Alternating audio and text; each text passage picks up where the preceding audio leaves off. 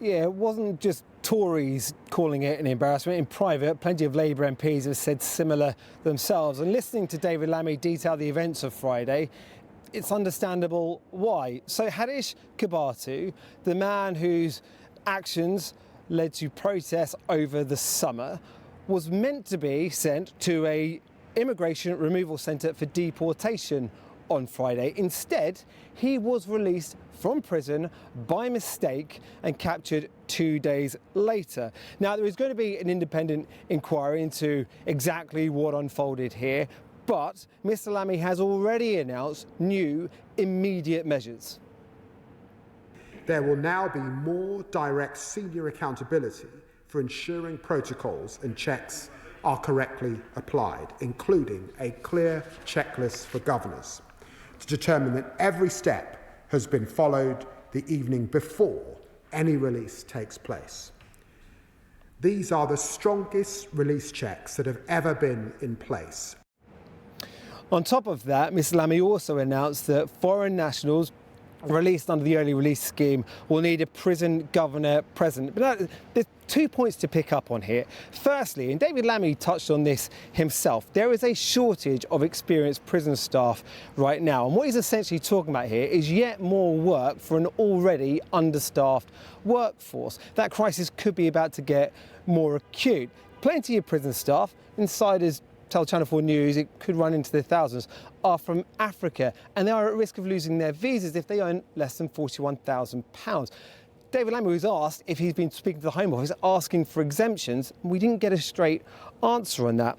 Then secondly, the line that Labour have relied on heavily today is that they inherited a justice system in chaos. Now, talk to pollsters who run focus groups. They say the one thing that voters keep on saying to them a year into a Labour government is whether it's prisons or asylum hotels or the economy, you're the government. You may well have inherited a dustbin on fire, but what we want to see from you is fire extinguisher in hand and results.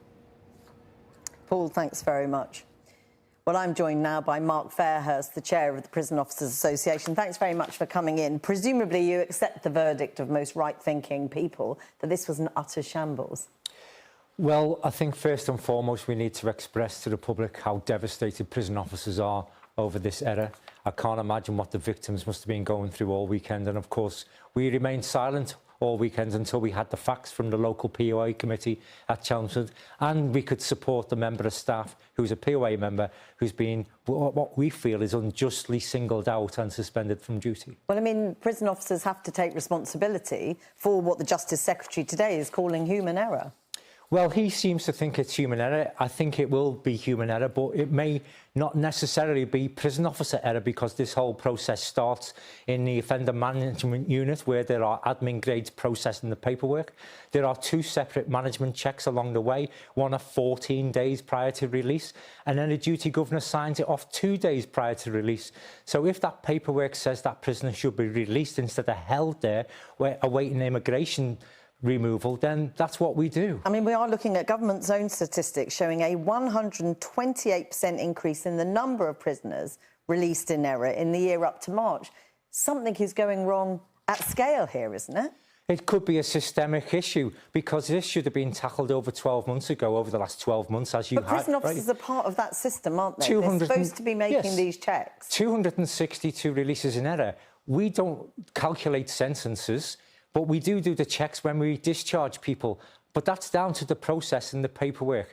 On this instance, it may be the case that the immigration services, the border force, haven't sent us the correct paperwork, which gives us the authority to hold that prisoner. So although you apologise to the public, you're not necessarily saying it's one of your officers? Well, we don't know yet, unless the inquiry actually highlights that. We don't actually know who's at fault, but somewhere along the way, something has been missed. We accept that. And we know that this is happening again and again. The government moved in this case to introduce this new checklist.